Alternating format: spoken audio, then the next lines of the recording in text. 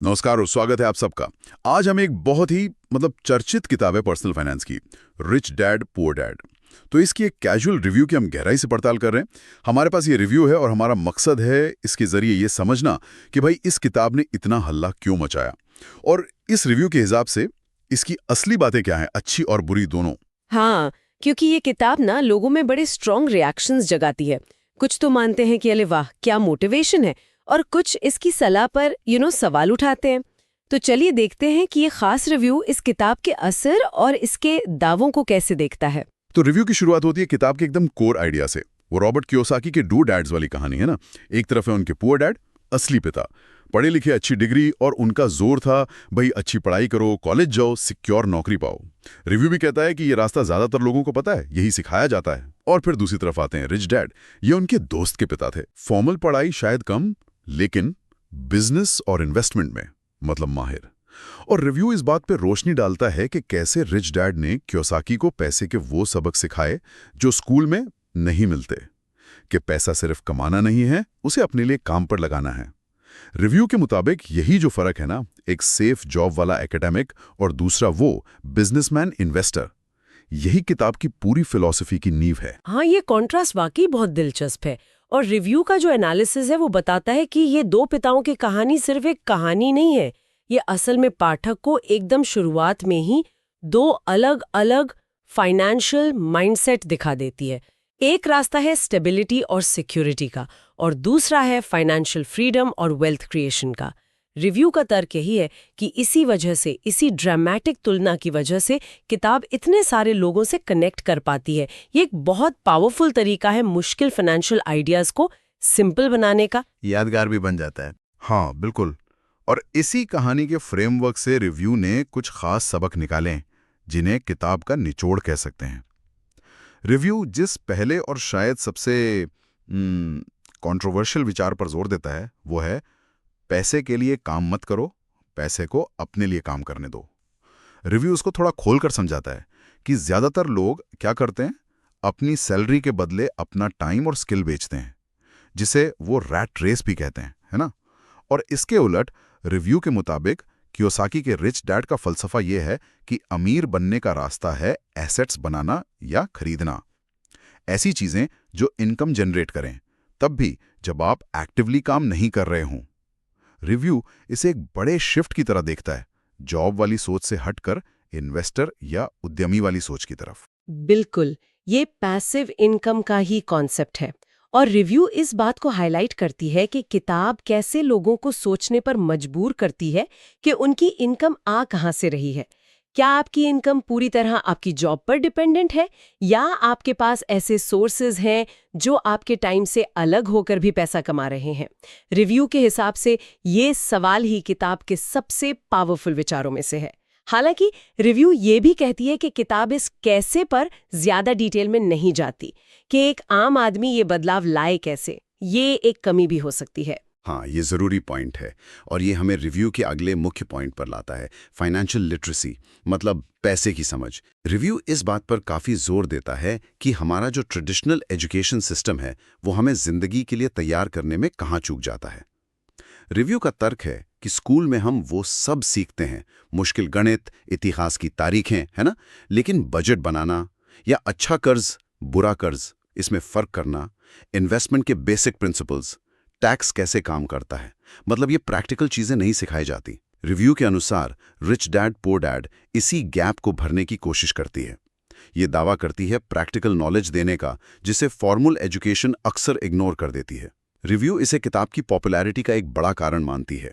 ये उस जरूरत को पूरा करती है जो बहुत लोग महसूस करते हैं। ये तो ट्रेडिशनल एजुकेशन की प्रासंगिकता पर एक बड़ी बहस छेड़ देता है। रिव्यू ये सवाल सामने रखती है, क्या हमारा एजुकेशन सिस्टम हमें आज की इकोनॉमिक रियलिटीज़ के लिए तैयार कर रहा है।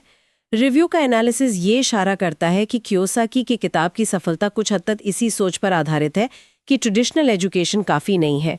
लेकिन रिव्यू ये सावधानी भी बरतती है कि शायद किताब ट्रेडिशनल एजुकेशन के महत्व को कुछ ज़्यादा ही कम आंकती है और फाइनेंशियल नॉलेज को ही जैसे सफलता का एकमात्र रास्ता बता देती है, जो शायद थोड़ा ओवर सिंप्लीफिकेशन हो। हाँ, ये एक बैलेंस नजरिया है। और इसी फाइनेंशियल ज्ञान के अंदर रिव्यू एक और ज़रूरी कॉन्सेप्ट पर फोकस करता है, एसेट्स यानी संपत्ति और लायबिलिटीज यानी देनदारियों के बीच का फर्क, जैसा कि कियोसाकी से डिफाइन करते हैं। रिव्यू इस परिभाषा को बहुत सीधे शब्दों में बताता है। एसेट आपकी जेब में पैसा डालता है, लायबिलिटी आपकी जेब से पैसा निकालती है। और रिव्यू कहता है कि किताब का सबसे चौंकाने वाला दावा यह है कि कई चीजें जिन्हें हम ट्रेडिशनली एसेट मानते हैं, जैसे अपना घर जिसमें हम रहते हैं या एक नई महंगी कार, वो असल में कियोसाकी की परिभाषा के हिसाब से लायबिलिटी हो सकती हैं। ऐसा क्यों? क्योंकि वो रेगुलरली पैसा खर्च करवाती हैं। होम लोन की ईएमआई, प्रॉपर्टी टैक्स, बीमा, मेंटेनेंस, कार लोन, फ्यूल वगैरह।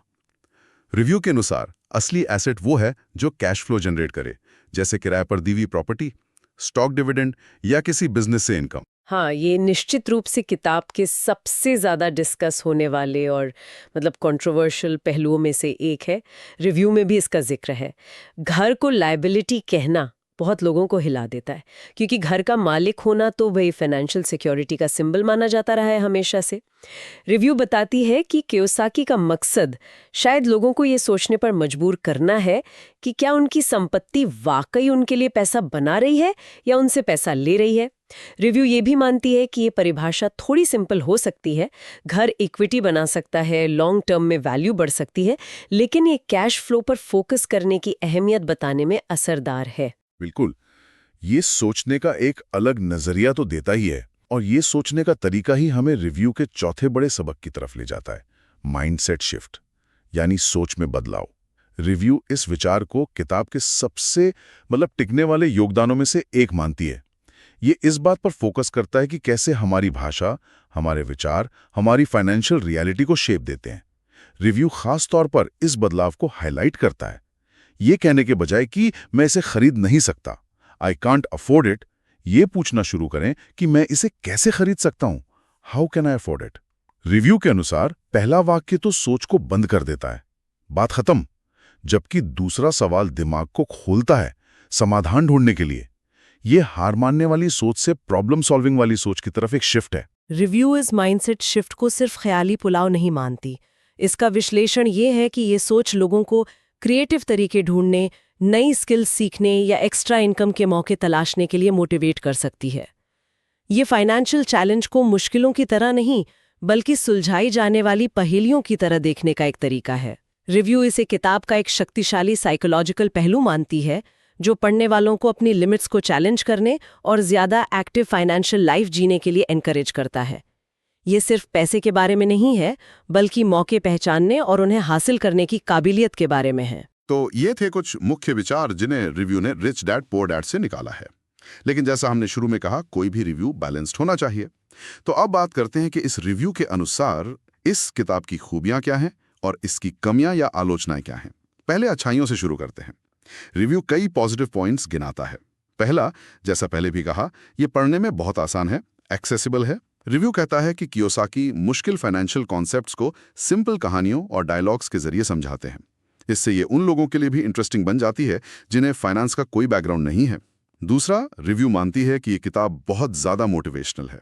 ये उन सूखी फाइनेंस की किताबों से बहुत अलग है और पढ़ने वालों में फाइनेंशियल फ्रीडम पाने की इच्छा जगा सकती है। तीसरा और शायद सबसे ज़रूरी, रिव्यू का कहना है कि ये लोगों को पैसे, काम और वेल्थ क्रिएशन के बारे में जो ट्रेडिशनल सोच है ना, उस पर सवाल उठाने को मजबूर करती है। ये 9 to 5 जॉब से आगे सोचने और एंटरप्रेन्योरशिप या इन्वेस्टमेंट पर विचार करने के लिए प्रेरित कर सकती है। ये निश्चित रूप से वो कारण हैं जिनकी वजह से ये किताब इतनी पॉपुलर हुई। रिव्यू मानती है कि इसकी जो कहानी कहने की शैली है, प्रेरणा देने वाला टोन है और स्टेटस को चैलेंज करने वाला मैसेज है, वो इसे खास बनाता है।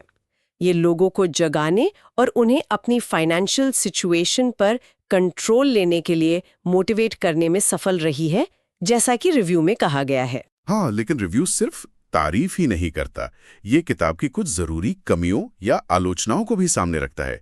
सबसे पहली और आम आलोचना जिसे रिव्यू भी दोहराता है, यह है कि किताब प्रैक्टिकल कैसे करें, हाउ टू सलाह देने के बजाय मोटिवेशन और फिलॉसफी पर ज्यादा फोकस्ड है। रिव्यू कहता है कि ये आपको अमीर बनने के लिए एक्साइटेड तो कर सकती है, लेकिन ये आपको स्टेप बाय स्टेप गाइडेंस नहीं देती। कि स्टॉक कैसे चुनें, रियल एस्टेट को कैसे देखें या बिजनेस प्लान कैसे बनाएं। दूसरी आलोचना जिस पर रिव्यू थोड़ा डिटेल में बात करता है वो है किताब में बताई गई कुछ कहानियों और सलाहों की विश्वसनीयता और वो आज कितनी प्रैक्टिकल हैं। रिव्यू इस बात का जिक्र करता है कि रिच डैड की असली पहचान पर हमेशा सवाल रहे हैं। क्या वो सच में कोई थे या कियोसाकी ने उन्हें कहानी के लिए बनाया? रिव्यू का तर्क है कि इससे किताब की कुछ सलाहों की ऑथेंटिसिटी पर शक होता है। इसके अलावा रिव्यू बताता है कि किताब में दी गई कुछ स्ट्रैटेजीज, खासकर जो 90s के अमेरिकन रियल एस्टेट मार्केट पर बेस्ड हैं, वो आज के बदलते माहौल में, अलग अलग देशों में या अलग नियमों के साथ उतने रेलेवेंट या असरदार नहीं हो सकती। हाँ, जैसे रिव्यू नोट करती है कि क्रेडिट और रियल एस्टेट के नियम तब से काफी बदल गए हैं। बिल्कुल, ये एक जरूरी पॉइंट है। रिव्यू का मानना है कि पढ़ने वाले को किताब की सलाह को आंख बंद करके नहीं मान लेना चाहिए, बल्कि उसे आज के कॉन्टेक्स्ट में क्रिटिकली देखना चाहिए। तीसरी कमी जो रिव्यू उजागर करती है वो है किताब का कभी-कभी चीजों को बहुत सिंपल बना देना, ओवर सिंप्लिफिकेशन। फाइनेंशियल दुनिया कॉम्प्लेक्स है और रिव्यू का तर्क है कि कियोसाकी कभी-कभी रिस्क्स को कम आंकते हैं और सक्सेस को बहुत आसान दिखा देते हैं। जैसे बिजनेस या रियल एस्टेट इन्वेस्टमेंट में जो फेलियर्स होते हैं, जो चैलेंज आते हैं, उनका जिक्र किताब में कम मिलता है। तो इन सब आलोचनाओं को देखते हुए रिव्यू का ओवरऑल नतीजा क्या निकलता है? क्या ये किताब पढ़ने लायक है? रिव्यू का फाइनल फैसला काफी बैलेंस्ड है। इसने किताब को 5 में से 4 स्टार दिए हैं, जो दिखाता है कि समीक्षक इसके पॉजिटिव असर को मानते हैं, लेकिन इसकी लिमिटेशन से भी वाकिफ हैं। रिव्यू का सार ये है कि रिच डैड पुअर डैड एक बेहतरीन गेटवे ड्रग है। मतलब ये लोगों को पर्सनल फाइनेंस के टॉपिक में इंटरेस्ट दिलाने, उनकी सोच बदलने और उन्हें फाइनेंशियल एजुकेशन की अहमियत का एहसास कराने के लिए एक पावरफुल कैटलिस्ट हो सकती है। माइंडसेट बदलने के लिए बहुत अच्छी है। हालांकि रिव्यू साफ तौर पर चेतावनी देती है कि इसे फाइनेंशियल सलाह का आखिरी शब्द नहीं मानना चाहिए। ये एक शुरुआती पॉइंट है, इंस्पिरेशन का सोर्स है, लेकिन असल फाइनेंशियल प्लानिंग और इन्वेस्टमेंट के लिए पढ़ने वालों को दूसरे ज्यादा डिटेल्ड, प्रैक्टिकल और आज के समय के हिसाब से रेलेवेंट सोर्सेस से जानकारी लेनी होगी। रिव्यू का सुझाव है कि इस किताब को पढ़ें, इससे इंस्पायर हों, लेकिन फिर अपनी रिसर्च करें, एक्सपर्ट से सलाह लें और अपनी सिचुएशन के हिसाब से फैसले लें। तो इस पूरी समीक्षा का निचोड़ ये लगता है कि रिच डैड पुअर डैड एक असरदार किताब है, जिसने लाखों लोगों को पैसे के बारे में अलग तरह से सोचने पर मजबूर किया है। इसकी सिंपल कहानी कहने की स्टाइल और मोटिवेशनल मैसेज इसकी ताकत है, लेकिन इसमें प्रैक्टिकल सलाह की कमी, कुछ दावों पर सवाल और कभी-कभी चीजों को जरूरत से ज्यादा आसान बनाना, ये इसकी कमजोरियां हैं जिन पर पढ़ने वाले को ध्यान देना चाहिए। समीक्षा की अंतिम सलाह यही लगती है, इसे अपनी फाइनेंशियल सोच को चैलेंज करने और मोटिवेट होने के लिए पढ़ें। लेकिन जब बात ठोस स्ट्रैटेजी और एक्शन की आती है, तो आपको अपने ज्ञान को दूसरे भरोसेमंद और डिटेल रिसोर्सेज से पूरा करना होगा। और ये पूरी चर्चा इस किताब और इसकी समीक्षा के इर्द गिर्द एक बड़ा और दिलचस्प सवाल उठाती है, जिस पे हमें सोचना चाहिए। वो ये कि पर्सनल फाइनेंस एजुकेशन में मोटिवेशन और प्रैक्टिकलिटी के बीच सही बैलेंस क्या है। लोगों को फाइनेंशियली बेहतर करने के लिए मोटिवेट करना जरूरी है, लेकिन क्या सिर्फ मोटिवेशन काफी है? दूसरी तरफ, क्या बहुत ज्यादा टेक्निकल या सूखी सलाह लोगों को शुरू करने से पहले ही डिस्करेज कर सकती है? शायद असरदार फाइनेंशियल एजुकेशन वो है जो इन दोनों के बीच एक पुल बना सके, जो दिल को इंस्पायर करे और दिमाग को एक्शन लेने के लिए टूल्स भी दे। ये बैलेंस ढूंढना शायद हम सब के लिए, फाइनेंशियल एडवाइजर्स के लिए, टीचर्स के लिए एक लगातार चलने वाली चुनौती है।